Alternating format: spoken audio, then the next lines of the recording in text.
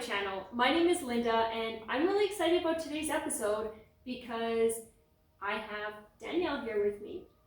And when Danielle and I get together, we are so incredibly passionate about the topic of being women and the resources that are available to women and the topic of having a family, either the environment and situations we're in before we have a family, after we have the first one, moving on to the second one, just what it's like to be a woman navigating the society around having kids and the conversations that come with that. So Danielle, why don't you share a little bit about yourself? Sure. So I am a parent. I never know how to answer the whole talk about yourself thing, because I don't want to lead with the things I'm somebody's mother, I'm somebody's wife, and all of those kind of things. But they're things that are super important in my life. Yep. And then also outside of those things, which keep me incredibly busy, I don't really do a whole lot else. So I'll start off by saying I run a business. I own a bakery where we make mostly vegan treats. Which I'm very proud of, because vegan food can also be delicious, and just because you're vegan does not mean that you cannot eat cake, because cake is delicious. I do that, which takes up a large portion of time. I also have a toddler. He is 1.5 years. His name is Owen. He is the light and joy of my life, and he is an absolute monster who terrorizes my home and both of my cats, as well as me and my husband. So I've also been married to Craig now for 3 years. I never remember, because it feels like forever, but it actually does, and I actually don't know how long we've been married for.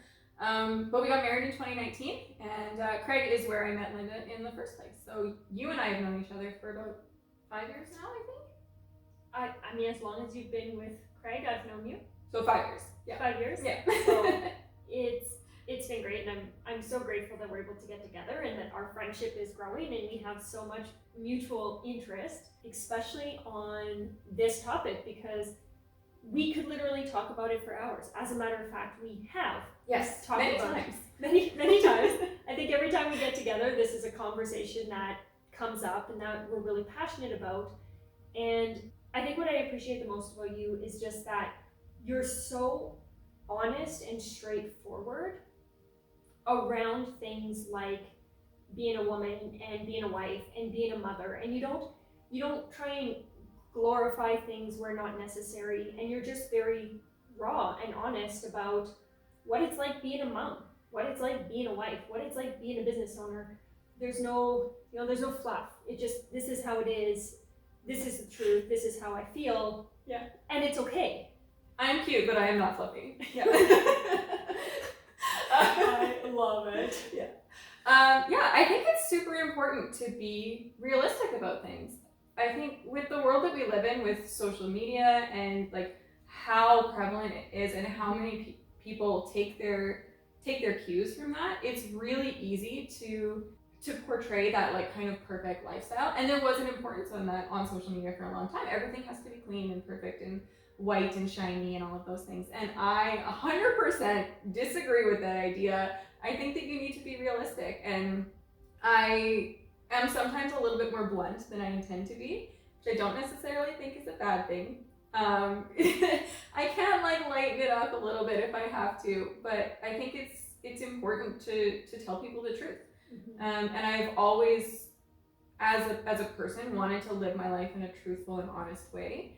And so I tried really hard to be 100% genuine with that. And so I'm gonna tell you, my kid is a monster and he's a jerk and he throws tantrums and screams in my face like nobody believes, but I love him so much, because when we go to bed, he puts his arm around my neck and he pulls me in for a hug, and he presses my cheek to his cheek, and then he pats the back of my neck.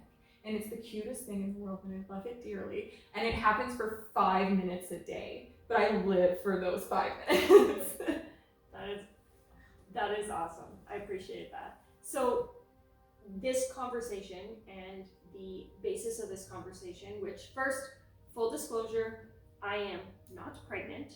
Jason and I are actively trying to avoid getting pregnant. There are a few things that we want to do, such as finish the basement before we start a family. Yeah, because I can't imagine Jason being okay with me lifting up drywall and painting while pregnant. I think that's a fair assessment.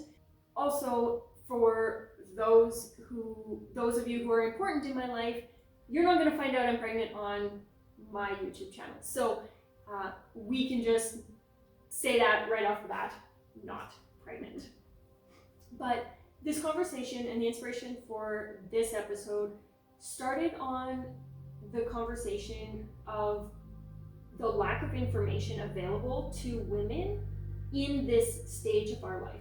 The stage where we are thinking about having kids, trying to have kids, working towards expanding and having a second kid, and just the lack of resources that are available, the lack of information we get, or at least from our experience from our doctors, in terms of where we start. So for myself personally, in terms of my recent experience, I came off hormonal birth control in January. So it's been about 3-4 months now off of that. And there's no information. It was like a blank slate of go out there into the world, Google everything. I'm a Google doctor now, surprise. Welcome to the club. And so many of us women are in this position of just, I'm not getting the resources I need, so I'm Googling it. But what the world looks like, you know, trying to get pregnant, what you can expect or not expect, or what's normal. So what's your experience been? I started birth control also very young. I was in my early teens, I think, when I started it. And there's no reason for me to be on it other than I did have a small cyst when I was young. And so they put me on birth control, and that was the fix. So I stayed on it for years and years and years, because if I went off of it, I believed that these cysts would come back, and then I would have to deal with all of that again. So I stayed on it.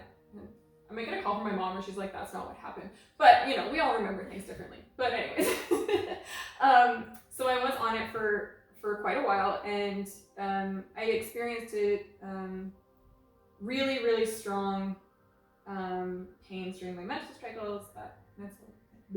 menstrual cycles. I had a lot of cramping and things like that mid-cycle, and just things that I thought were abnormal. And so I saw multiple doctors, and I had multiple doctors tell me that there was nothing wrong, that everything was normal. I saw, at one point I ended up seeing a gynecologist, and she told me that nothing was wrong with me. The only thing that would make it go away was if I got pregnant, so I should come back and see her when I was going to do that. And I think I was 20 when I heard that for the first time. So in my early 20s, I think probably about 22 or 23, I made the decision to stop taking birth control. I was like, you know what, I've been on this for this long, and I don't know what my body is like without it, and I want to. And I feel like all of the things that I've ever learned about my body, about my fertility, about my cycles, about how I work as a human being, have all come from an inner curiosity of I want to understand this. Nobody's ever given me that information, and I feel like that's not how it should be. It shouldn't be on me. When I go to a doctor, it shouldn't be on me to take this thing that they've told me and look it up and find out the realities of it, you know? So true. This is a person who goes through 8 years plus possibly more of training to understand how everything works, but nobody's going to share it with me. And I don't think that's right. I don't think that's cool. And I'm sure there are doctors out there who are willing to do that. Just not one I've sat with yet. They're tough to find. Maybe they like have their own little club that they just hide in. It's hiding. Yeah. So I decided that I wanted to figure out how everything worked. So, and for about 9 years, I think, I paid attention to everything. I tracked every twinge, every symptom. I tracked cervical mucus and basal body temperature and the days that I had cramps and the days that I had spotting and all of these things. And after going off the birth control, it took a little while for things to find their normal and to find what my normal was. But as soon as that happened, I was able to build this huge database of facts. Really, they were facts about how my body worked. And then when it came time to starting a family, I now had all of that information and that huge long track record of things to look at to say, okay, well, here's what's going on with me, and here's how things work for me, and this is what we can expect. And so, like, when you're in your position and you're going off that birth control, you don't know what your body's like, especially when you go on it at such a young age. Birth control is prescribed to teenagers and preteens every single day for reasons other than being sexually active. And in a lot of cases, I feel like, you know, it's still great. It's great. Birth control is amazing, and it's a modern marvel of medicine. But we as women are never given an opportunity to know or to learn how we work. And birth control really, really inhibits that. It allows you to take charge of your sexual health and take charge of your own fertility, which is amazing. But it also puts you at a disadvantage in a lot of cases. And then, like you said, you're not given any resources to find out or to know what things are going to be like for you when you don't want to be on it anymore. So much like you said, in my experience, being very similar, just at a much later time in my life. Yeah. I went on birth control when I was about 15 for whatever reason. At that point, I had a boyfriend and I was curious. So I went on birth control because getting pregnant at that age was not something I was interested in doing. Yeah. And when I went on it, I don't remember a conversation about, you know, how long it's healthy to be on it, what kind of side effects I can expect, what that will look like in my 30s when I do decide I want kids. And when I sat down with my doctor, you know, much like the solution to this is to get pregnant, but I asked my doctor, what are some of the, like, what can I expect? What's going to happen to my body? And so much of it is, well, it's going to go back to how it was before you were on the pill. But how do you know? Well, that was 16 years ago. Yeah.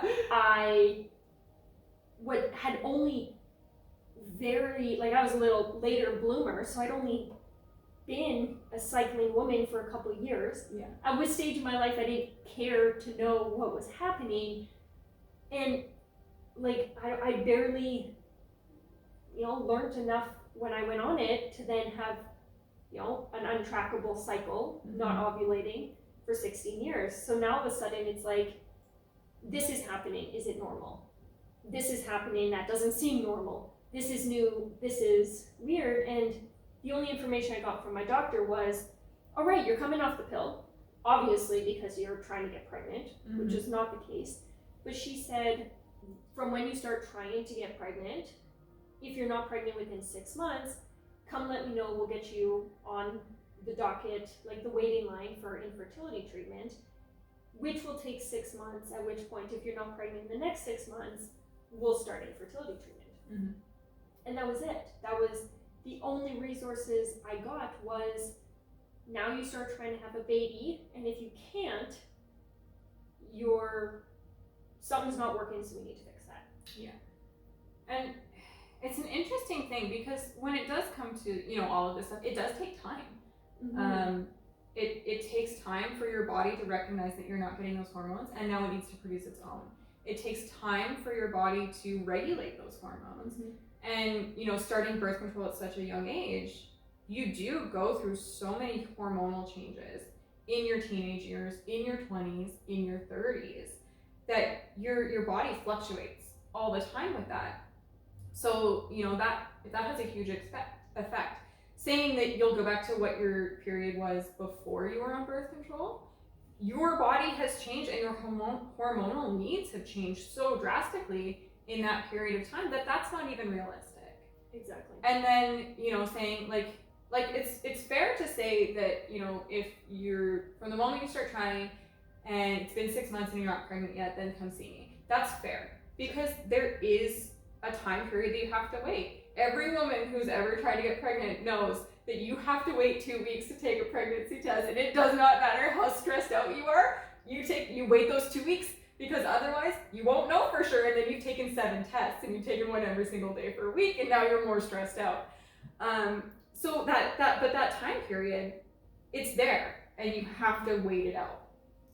But that just inherently causes so much more stress, because now you're adding the unknown factor.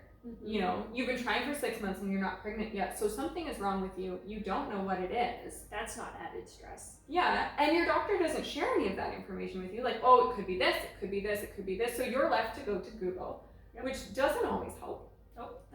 In fact, probably does less helping and more damaging. Yeah. And then you have to wait all of those months and all of those weeks and all of those days. And when you're trying to do something like get pregnant, it's all you think about. Like, when we decided that we wanted to start our family, we got married in September of 2019. And pretty much right away, I was 20, I was 30. And when Craig and I had met, I told him, I was like, just heads up, I want to be married and I want to have kids by the time I'm 30. And he was totally on board with that. So we were getting that point. I had turned 30 in December. So we had decided, like September, October, somewhere in there, we're like, you know what, if it happens, it happens. If it doesn't happen, it doesn't happen. We're not going to put any pressure on it. And so we went through those couple months, and we had gotten to December, and we sat down and had a conversation about it. And I was like, it hasn't happened yet. It's only been 2 months, but it hasn't happened. And Craig's like, yeah, I know. It's like, well, I'm kind of disappointed about it. Yeah, me too. So we decided to really give it a try and go with it and use all of that fantastic data that I collected over the last 9 years, put it to good use. And then we got pregnant right away. And it happened that first month that we really tried, which is so incredibly unusual. Yes. And I 100% chalk it up to the fact that I knew what was happening with my body. So I knew. And I said to Craig, if we want to have a baby, we are going to have sex on this day, so make sure you put your party pants on, buddy. Let's go. And I knew that because I had spent such a huge amount of effort and time learning how things went for me. So we didn't really have that period of time where we were, really stressed out about it. We were worried about it. That never really happened for us. And now, trying to go into having a second baby, we're dealing with it. And it's awful. Harder the second time. Oh my God. And I literally think about it every second of every single day. And it's so draining. It's so exhausting. It's so tiring to have to constantly think about the mechanics of how you have a baby and everything that has to go into doing it. So let's talk about society around that topic of having a baby. Yeah. We'll talk about, obviously, the first one and the second one. So society dictates that as women, we, traditionally, we get married, we have a house, and the natural expectation is that you then make babies, and you go to social gatherings, family events. God forbid you not have a drink at a party, or you not feeling well, and the question is always, are you pregnant? Are you pregnant? Is there something inhabiting your uterus at this present moment? You don't even have to do any of those things. You literally just have to exist as a married human being, and people expect to know the status of your uterus. It's a given. You're just gonna up and tell them, hey, how you doing? By the way, I'm not pregnant. Right. And it causes so much stress because, obviously we're talking about that idea of that it doesn't just happen. Yeah. Growing up, with sex ed, in terms of what we are taught that as a woman, you so much look at it, you're gonna end up pregnant.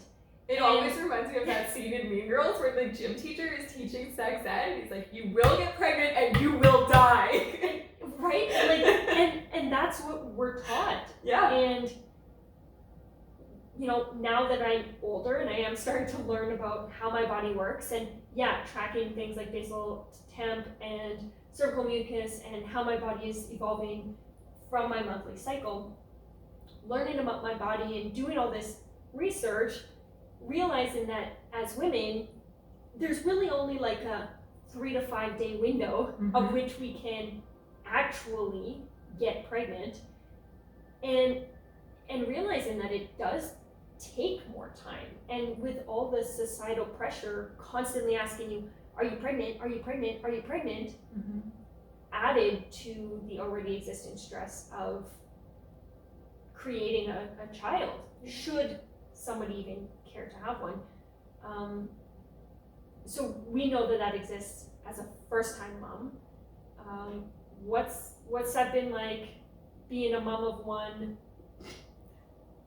wanting, not wanting, trying to have a second? Yeah. The way that we talk about sex as a society is so repressed and so like singular focused. Sex is for procreation, and so if you look at a penis, you will get pregnant, and that's the only reason to ever see anybody with their pants off, or really to even go within 5 feet of it. Like, don't even bother. And so like, as a teenager who, you know, I actually grew up in a very sex positive household. We talked about it all the time. My family, they're very open about all that kind of things. Maybe that's why I'm as blunt as I am these days. So like, it was never really a source of shame or frustration or insecurity or any of those things for me. I know that's not the case for everybody, but I got very lucky in that aspect. But still, listening to the way that we talk about things, I, as an adult woman who like literally never even had sex, was constantly worried that I was pregnant all the time. And still, like, I have an irrational fear sometimes that I'm gonna get pregnant from a toilet seat. It doesn't make any sense, and that can never happen. But somebody somehow told me that happened to a girl, and it was something to be afraid of, and now it's like a weird thing that I worry about. Like, it's awful. And so, like, and all of those things play into it. So when it comes to becoming a parent, you have to deal with all of those things that you've been told and all of those thoughts that have put inside your head over the past 10, 20 years, right? So there's a lot of anxiety and a lot of fear and a lot of stress that comes along with it. And then you have the societal aspect on top of that. So, you know, there's the stories of the moms who leave their kids in the car and they've been reported to child services or like, yeah, that's a personal thing. Or like the one time that we were walking into Walmart and Owen wasn't wearing a jacket. And some old lady decided to comment on the fact that he wasn't wearing a jacket. Well, we've been outside for 15 seconds. We're walking into this store, which is 5 feet away, and you try to wrestle a jacket on a 6-month-old kid. Like, he can't wear it in the car seat anyways, so I'm not gonna put it on him. He will be fine. It's like 10 degrees outside. Like, and just the entitlement that people feel to comment on your life choices and the choices that you make when it comes to your children. And in some cases, 100% it's warranted. I don't want anybody to think that I, you know, don't condone reporting or taking note of or all of those things, but I do think that people sometimes take it way too far. My kid is not wearing shoes because I've decided he doesn't need to wear shoes to play in the grass. If he's not wearing a jacket, it's because I think he doesn't need one. I'm not wearing one either, but nobody's going to comment about that because I'm an adult. Well, why is it different? Why is, you know? So it's really stressful. And I got fortunate in that I became a parent during a pandemic where I didn't have to leave my house. So I really didn't have to deal with a lot of that. Mm-hmm. I didn't deal with a lot of comments during my pregnancy or during like Owen's early months. But I did still get them occasionally. You know, I drink a coffee and people tell me I shouldn't be drinking coffee. That's not actually true. You can drink a fair amount of coffee while you're pregnant and it's perfectly fine. And just people really want to look for instances where they can feel vindicated and right about something, it feels like. Especially in the realm of having children. Exactly. And I think that that's because parenting is such a personal thing. There's no little book that tells you how to do everything. And this is another conversation about the resources that you have as a parent. nobody prepares you to be a parent. And while I don't exactly think that that's fair, there should be resources for you, and there should be things and tips and courses and groups that you can go to tell you how to handle things or to help you handle things and support you in that.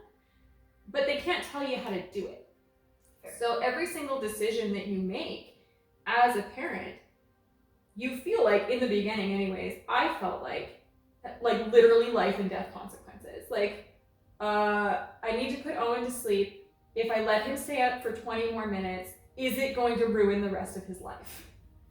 I thought that about a lot of things. I thought that every decision I make was going to ruin his life for a long time.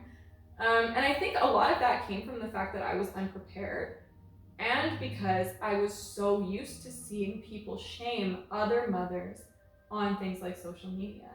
And you can control what you consume as media, and you can control the sources that come in, but you can't control everything. Even if it is a trusted source that you have, I can't control what they're going to share. So sometimes I might still see it.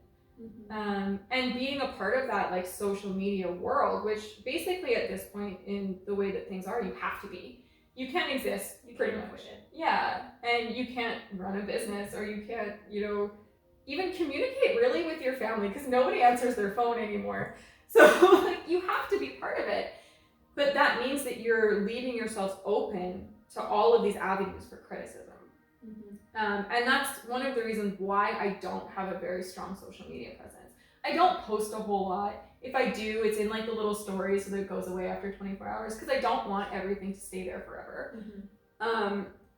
And not because I don't want to see that. I don't want people to comment on those things and those choices that I've made. And it's easier for me to deal with now as an older person. If I had become a parent in my early 20s, like everybody tells me that I should have, I would not be able to handle it. There's no way that I could have done this. And there's no way that I could have dealt with all of that negativity that comes your way as a parent. So being that you're older, you're far more capable of taking it on and filtering it through. There came a point in my life, literally right around the time I turned 30, where I started to care a lot less about what people thought of me and what people thought or what their opinion was of me. I'm going to live my life, and I'm going to be true and authentic to myself. And if you don't like it, it's fine. It's going to bother me a little bit. I'm probably going to cry about it later when you go away, but I won't do it in front of you. But becoming a parent, it took all of that confidence away from me. And I was very secure in the idea that I was going to be a good mother. Which you are, by the way. Thank you. It's so nice to hear, and we all want to hear that. My mom goals. Yay. Every mother always wants to hear that. We always want to hear that we're doing a good job, because we don't feel it. You just send me a text when you're not feeling it, and I will tell you how epic of a mom you are. Just text me up. I'm here for you. So I knew that I was going to be a good parent, and I still know that I'm a good parent. But that doesn't mean that I was completely immune to all of those things and all of those ideas of what parenthood should look like. And I think that a lot of it came from the fact that while I was prepared for it, I wasn't fully understanding. I knew that I wouldn't sleep well. I didn't know that I would be up every 2 hours for 6 straight months. And I knew that, it was going to be stressful at times, but I didn't know that hearing my baby cry would make me feel like a failure. And there's such a lack of talk and a lack of sharing about things like that I think makes new parents and even older parents feel like they're constantly doing something wrong. You're set up to feel like what you were doing is wrong all the time.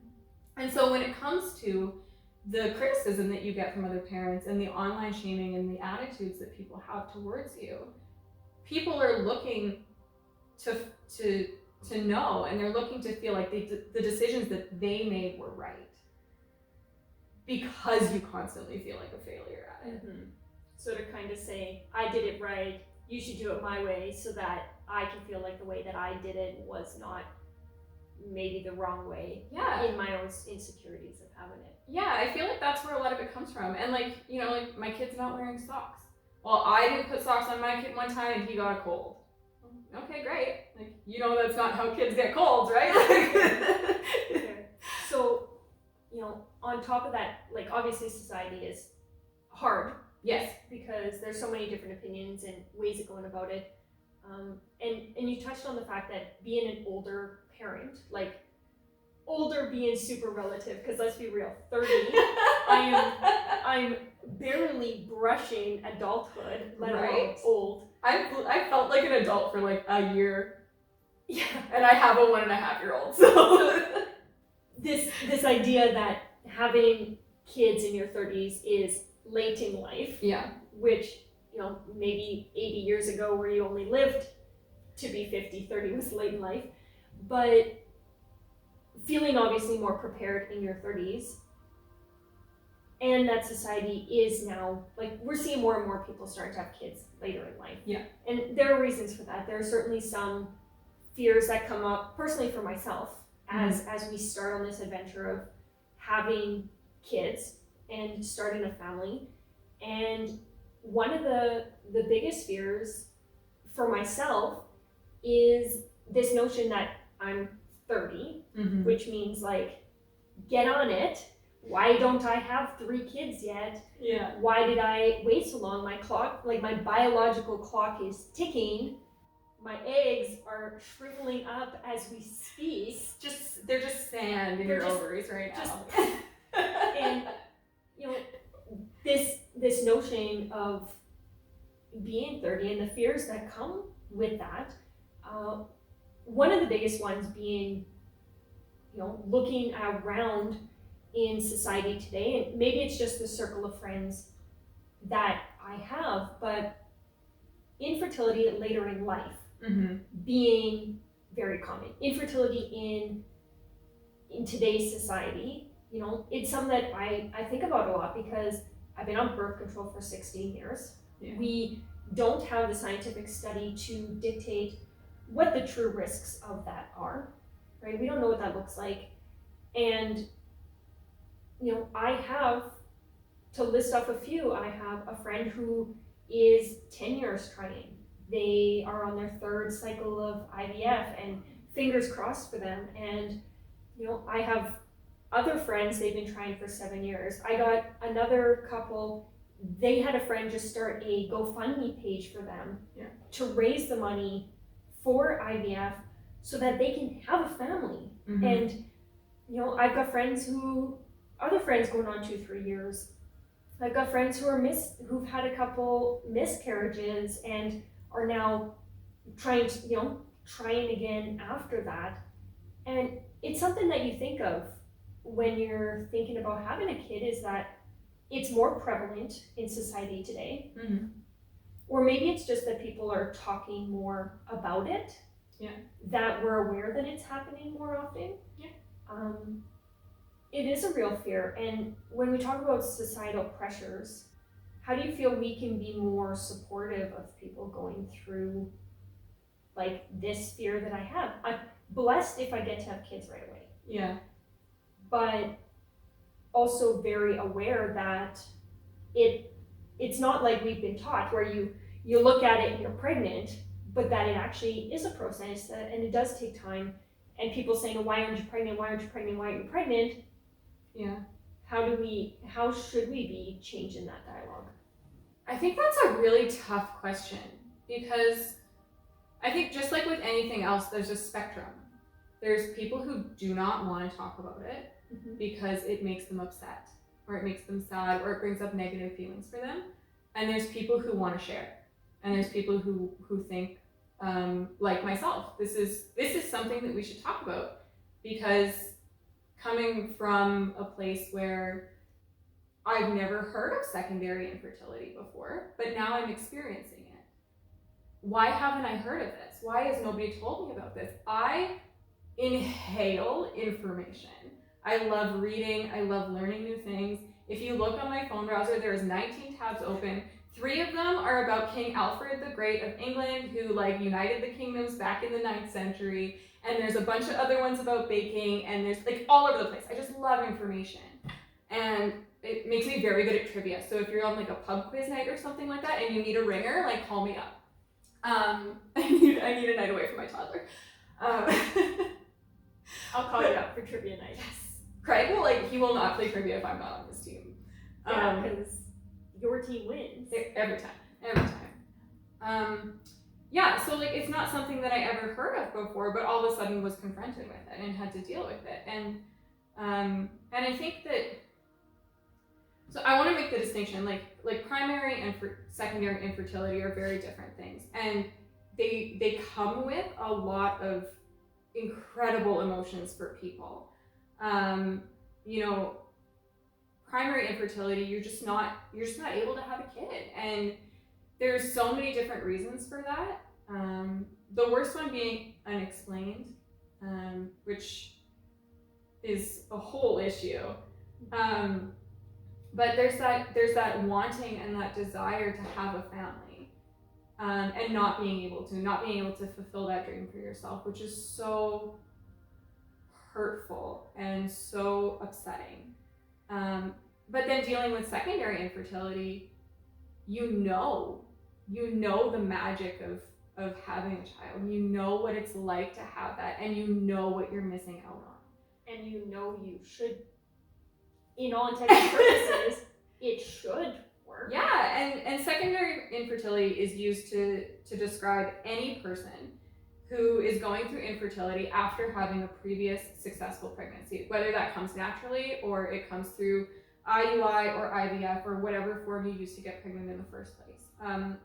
So right now we're dealing with secondary infertility, and it's not something that I've talked about with a lot of people. So hey, guess what? I can't have a kid right now. Which I want to say, I hold space for you, willing to share that and being open to share that. And if I gotta run and grab Kleenex, by all means, this is, there's space here for that. Thank you. So I really appreciate it. I can run, grab some Kleenex if you need it. It's a hard topic to talk about. Of course it is. Because like we've talked about before, there's so many fears that come with having a family. And now those fears are expanded by, well, my body doesn't work right and I don't know why, and it should. Mm-hmm. I know that it should because it already did one time. So there's a lot of things that go along with it. And then there's the feelings that I have regarding the fact that I already do have a kid. And I've been lucky that I haven't had to experience it, but I do know people who have heard like, oh, well, you already have a kid, why do you even want more? Or, why aren't you grateful for the one that you have? Yeah. And a lot of those comments are so harmful and so hurtful because nobody can tell you how many kids you have. Nobody can tell you how to raise your family, how to live your life. And if you want more kids, freaking go for it. Anyways, it sucks. It really sucks because there's the idea of, well, you only have one or you only have two, why don't you have more? But then there's the backlash of, well, why do you want more? You already have two. You already have one. And so and I've dealt with it personally where I've had feelings of, I'm a bad mother and a horrible person because my one baby isn't enough for me. Mm-hmm. And I was cleaning up Owen's toys after he went to bed and I asked Craig, am I a bad parent because I don't think our kid is enough? Do I not love him enough because I want more? And dealing with all of that is so much and it weighs so heavily on a person. And it becomes, or has for me, and I've kind of noticed it as well as being part of communities on Reddit and things like that, where I go to get support from because it's not something anybody ever talks about. So I got to go to the internet and a bunch of strangers. But it's a feeling that you're constantly confronted with it, and you become almost obsessed with it. I think about my uterus and my organs literally every single day, every single second, and like every third text message I send to Craig is about having a baby. Like, it's constant. And I think a lot of that also comes from the fact that we're not told anything. Mm-hmm. You know, I had to push to see a gynecologist because I knew that something wasn't right, but I hadn't met the timelines yet for something to be wrong. And so I had to go get a second opinion, and I had to say, yes, I want you to send me to a gynecologist because I need to talk to somebody about this because I know something's not right. And if I hadn't, I would still be sitting here without a period, not ovulating, wanting to have another baby and having no idea what was happening. I still don't know what's happening, and I still don't know why, but at least I'm working on it. Yeah, you have the appointments to move forward and exactly, tests to get the research done, and yeah, it's crazy how long it, without pushing and being that squeaky wheel and pushing for further testing or access to those resources, how much time would traditionally pass before they really dig into it.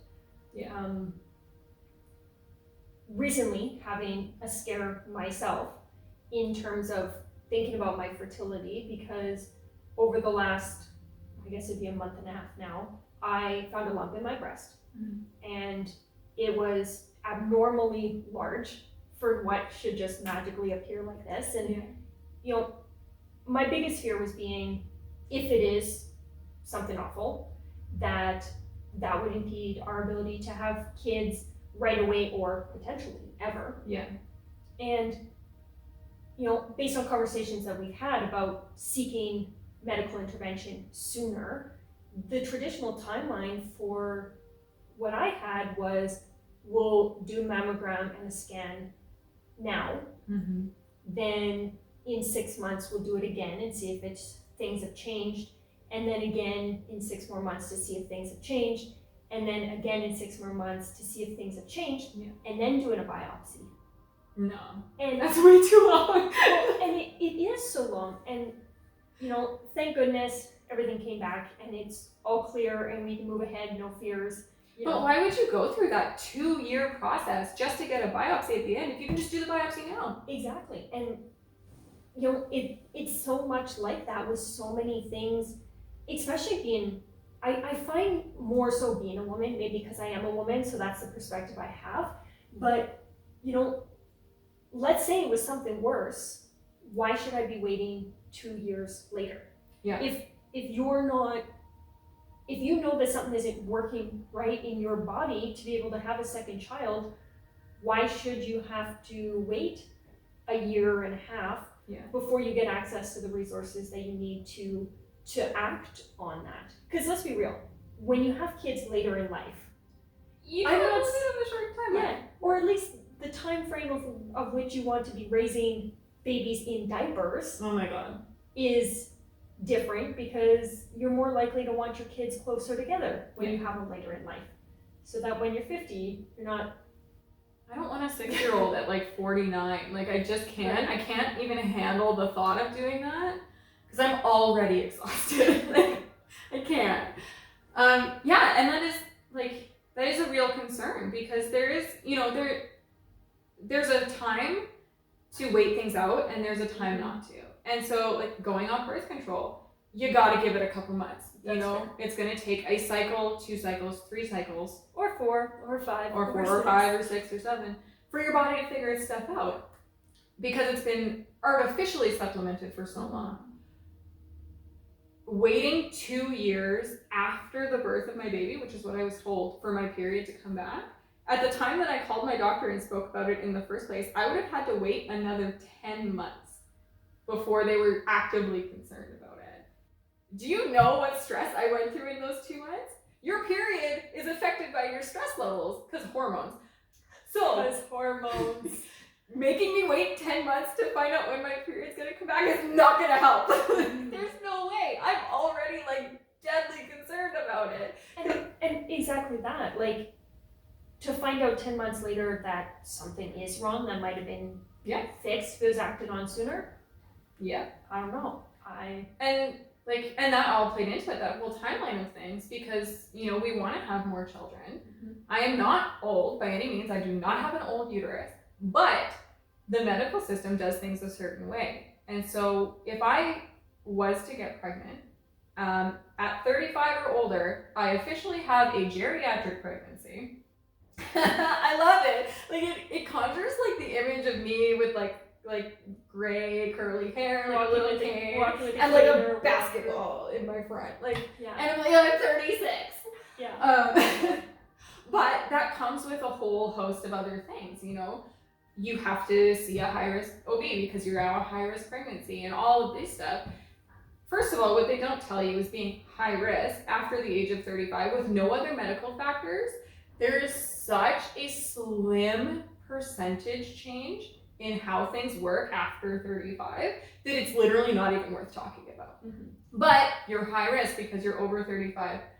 So if I had my baby on December 15th and at 34 years old, everything would be fine and I would see a normal doctor or a midwife, which is what I would choose, and it would be totally normal. But if my baby was due on December 16th at noon, I am now officially super old. Like, what? Why? Old. But that plays in because I had a home water birth with Owen. We saw a midwife our whole pregnancy. And I will never ever choose to have a baby another way. It was magical. I loved being in labor. You don't hear that from a lot of people, but I will be honest about it. It was amazing, and I would happily give birth to another baby. I don't want to be pregnant again. Wasn't a good time. Maybe the second one will be better. But being in labor was amazing. And I do not want to do it any other way. But if I have a baby after 35, I either have to give birth in a hospital with a doctor, or I gotta like go rogue and put a blanket in a field in the woods, depending on what time of year, because let's be honest, that's not gonna happen. Canadians. Right? Maybe we'll fly to Florida. Maybe in Florida. Yeah. In the bush. On the beach. Sounds terrible. Let's be honest. Sand. But I don't want to do that. I want to be able to make choices for my pregnancy and for my children that I feel are right and that I'm happy and that I'm comfortable with. And being forced by the medical system to do something different does not work for me. So I don't want to wait. I want to get things done and I want to get things figured out. And so being told that I had to wait 2 years, no chance. And feeling like you know your own body and you know that something is wrong and something's not happening. I knew that there was something wrong and I knew that there was something that needed to be looked at. And here we are, 6 months later, and still nothing has worked out, right? And nothing has happened and nothing has changed. And we've tried drugs and we're working on hormones, and now I'm taking drugs to induce ovulation, and there's a waiting process with that too, right? Something works only once per cycle. Yeah. So you gotta wait a month. Or 2 if the first month doesn't do its thing. Yeah, and so it's kind of like there's that added timeline of well, it takes time to figure everything out too, and I feel so completely out of my own depth right now because I have no idea what is going to happen next. I have no idea what's to come. I have no idea how far this is going to have to go. It's not Googleable. No. You can't just say, when will I ovulate? Yeah. Right? Exactly. But there's also there's no communication that says, okay, here's what we're looking at and here's what we're going to do. If that doesn't work, this is what we're looking at. Right now, there are so many options. And like I said, I love information. I crave information. And I feel way more confident, way more secure, and way safer if I know what the options are and what the paths could be. Even if there's 7 different options, I want to know all of them. And I want to know the information, and I want to be able to make an educated decision on them. I don't want you to throw all those 7 options in my face and say, okay, here, choose. That does not work well for me. It causes panic attacks. But if you can mentally prepare for potential outcomes or expectations, Yeah. then you feel a little more empowered. And dealing with infertility is a constant battle of unknowns. Mm-hmm. It could be because you're not ovulating. It could be because your progesterone is off. It could be because your estrogen is off. But there's 3 different types of estrogen, so we don't know. So you have to test this one on this day, and you got to test this on this day, and then we got to test this here, and we're going to give you this drug. But if that doesn't work, then we're going to try this. And you might still have to go in for surgery, but we're not really sure yet. And it's just you're constantly in flux. So you're dealing with all of these emotions and all of these stressors and all of this pressure and comments from people who are like, oh, when are you gonna have more? Or he needs a sister, or whatever it is. As if you get to choose the gender. If I could just flip a switch and be like, hey, uterus, turn back on, we're making a girl, yeah, we're making a girl. I would, 100% believe me, I would. It doesn't work that way, unfortunately. So you're dealing with all of that, but then you're also constantly in a state of feeling like you're juggling a whole bunch of different things. Mm-hmm. And it sucks ass. So someone comes up to you and says, oh, it needs a sibling. Oh my god. How well received has that been? There's an interior battle every single time, because what I want to say is, great, I'll tell that to my uterus and we'll get right on it. But first of all, I want you to call my doctor and she can tell you all the things that are wrong with me, because she won't tell me. And then what comes out of my mouth is, oh yeah, that would be nice, wouldn't it? Or something incredibly polite, because I can be blunt with people I know. I'm not really that blunt with strangers. So there's always a moment of pause for me every single time. But what people don't understand is that comments like that can be really hurtful. Mm-hmm. It doesn't matter if you have kids or if you don't, or if you've been trying or you haven't, or you don't know. Maybe that person doesn't have a second because they just had a miscarriage. Mm-hmm. Or maybe they've been trying for 7 years and they haven't had any luck. And because of the way that we're told we're supposed to live our lives, if you cannot, as a grown woman, have a baby, and if you're going through and experiencing infertility or experiencing trouble getting pregnant or having to consider the options, even if you haven't had any trouble yet according to the medical system, that doesn't mean you're not sitting there worried about it. Worried about what it takes Yeah. to even, let alone make one, but what it's going to take afterwards to even raise a child, Mm-hmm. both physically, emotionally, financially, societally. Yeah.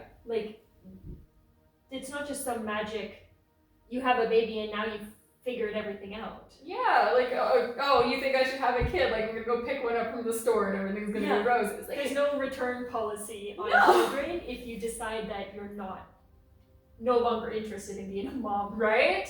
Some days I wish, but no, I love my child. He's perfect and beautiful. Hence why I want another one, because he's literally the greatest. But he's pretty cute. He is pretty cute. So and just don't ask. Sure, you might be curious, but first of all, what entitles you to knowing what that person is deciding to do with their life, their inner conversations with themselves, with their partner, with all of those things.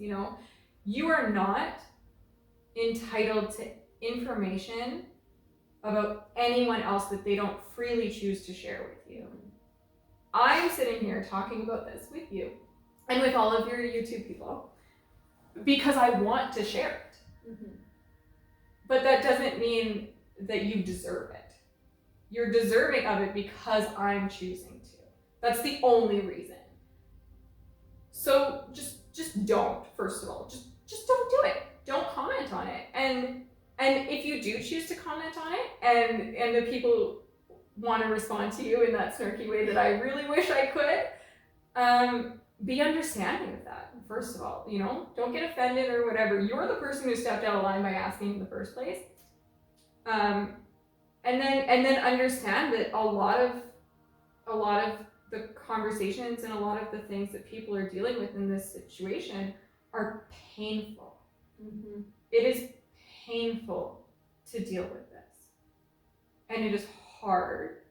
And it is emotional. And you wish so dearly that you could just have a moment away from it. And somebody asking you about a sibling or about having kids or something like that brings it all up again. Even if you were savoring that minute where you weren't thinking about it that day, now you're confronted with it again, and you're confronted with it harshly. Mm-hmm.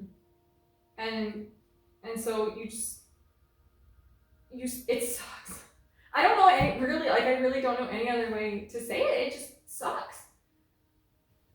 It's definitely one of the biggest, like, obviously, like I mentioned, being so confronted with the reality of infertility, you know, it being a more prevalent thing. And, you know, I've had conversations with people who are of an older generation around how, you know, how it's, I don't want to say how it's no longer appropriate to ask, because I genuinely believe it never should have been deemed appropriate. It never should have been an acceptable thing to ask of people. I would argue to say that there is a polite way of asking, maybe, though I don't think you should ask, period. Like, it's one thing for someone to say, hey, are children something you aspire to have? You know, in the sense of like, if you could, would you? If you felt so inclined to ask, you felt so inclined that it was your business to ask, maybe the idea of just like, what are your thoughts on kids? Would be, do you like them? do you like them? Do you hope to make one? Yeah.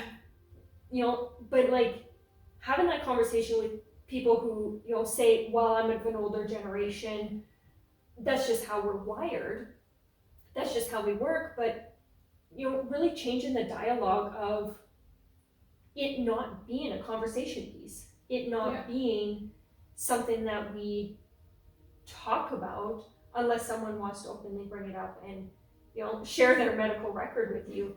And again, I totally appreciate that you, you know, that you are open with sharing this and creating the knowledge and bringing the awareness up around it to create a safe space to be able to talk about the challenges and the fears about having kids, or the pressures and fears about, you know, aspiring to have a second one.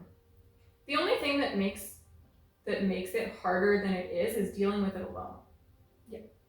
And the way that we live nowadays, not everybody has that village that they're supposed to have. You know, there's that whole idea, it takes a village to raise a child or whatever it is. But what if you don't have one? You know, my mom lives 2.5 hours away. I have some family here in the city, but they're not my mom. I'll still love them. But I also don't have a whole lot of friends. You know, I have a very small social circle. None of those friends are parents who have kids the same age as mine. And so when it comes to that idea of having a village for support and all of those kind of things, I don't have one necessarily. I didn't get to meet other moms, other pregnant parents, because of the pandemic. So I didn't know another person who had a baby the same age as mine until Owen was 6 months old. And so I also didn't know any other parents with newborns. I didn't know any other parents who had a baby who was crawling. I didn't know any other parents who had a baby.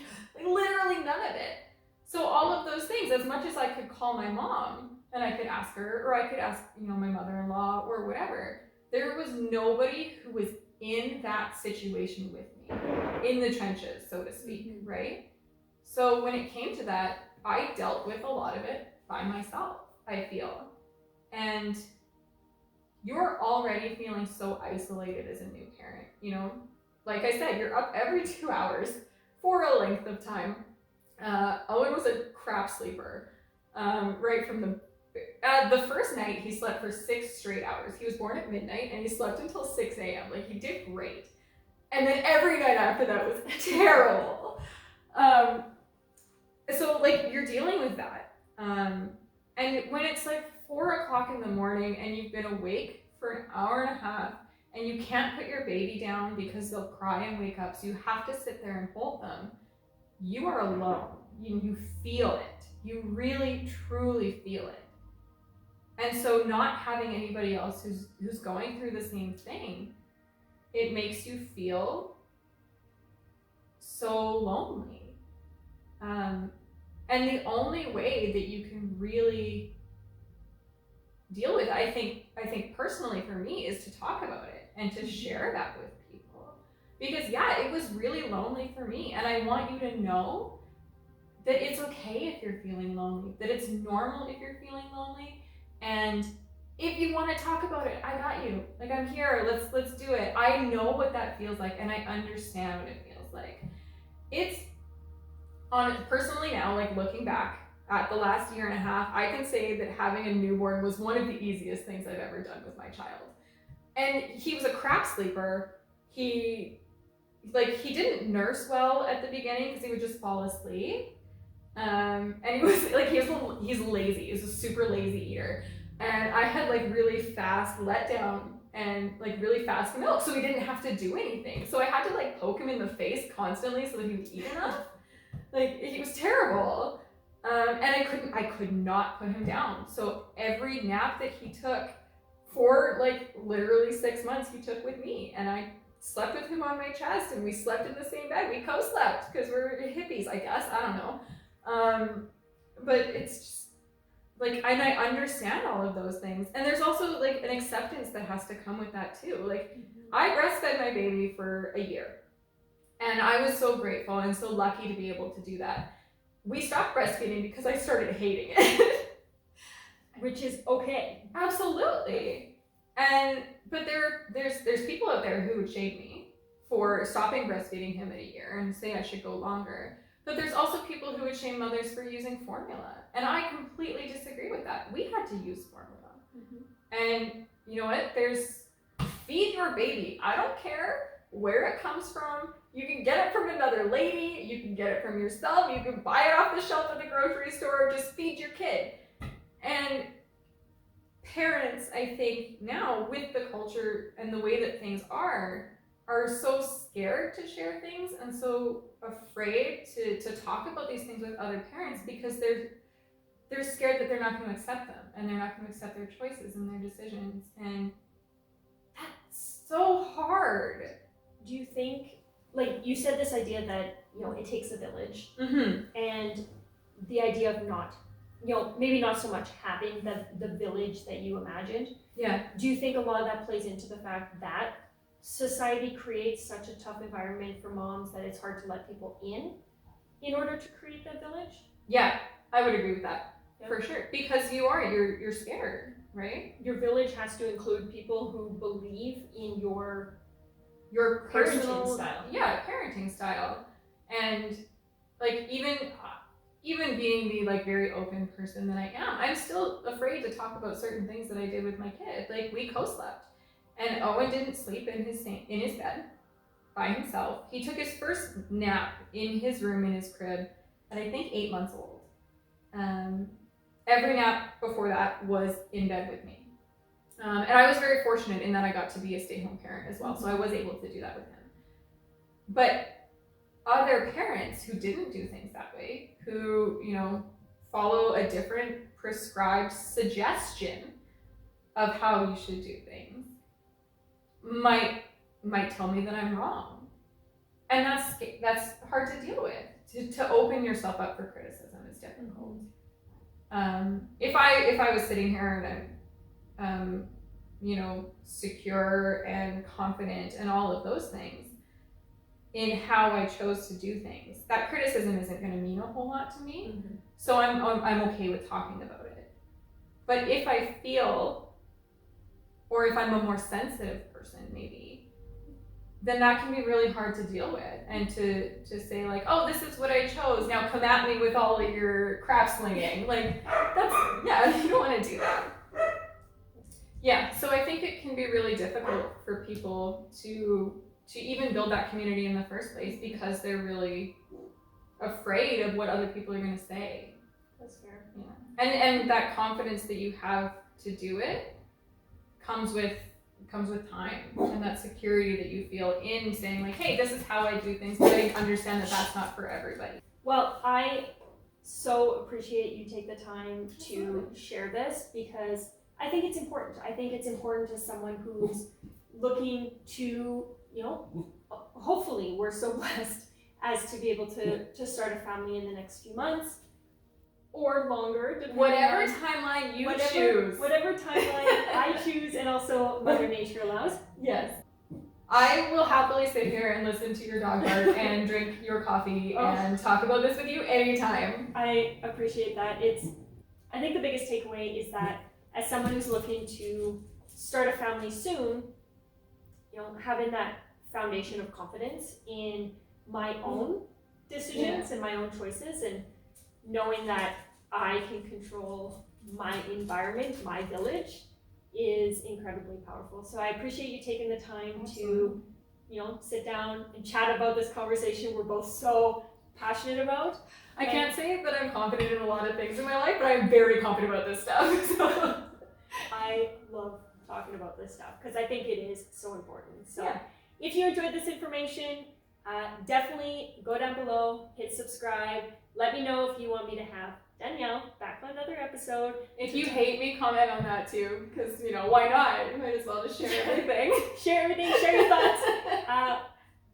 If you don't like Dannielle and you leave a comment about it, I'll probably delete it. Comments are good. I don't care. Comments are good, but I want to hear your stories and I want to hear your insight and your thoughts. And if you're struggling with a lot of these same topics and you want to open up that conversation, absolutely do. I think it's important that we as a community come together and sharing our fears and struggles and strengths so that we can all build a society that is a lot more inclusive to people, whether they want to have kids, don't want to have kids, or are looking towards having a second one. So, and on that note, I just want to say, whether you're a new parent who's dealing with newborn stuff or your toddler is screaming in your ears, I swear to God, I'm half deaf now, because Owen throws screaming tantrums. Or you're not having kids and you're getting questioned about it and you're having a lot of feelings around that, just know that you are not the only person, because all of those things can make you feel so isolated and so alone, but there are other people out there and there are understanding people out there too. It's not just you, and it's not just people who are trying to tell you certain things about your life. There's a lot of people out there who are in your corner. We are two of those people. All right, thanks for joining us. I'll see you in the next one. Bye.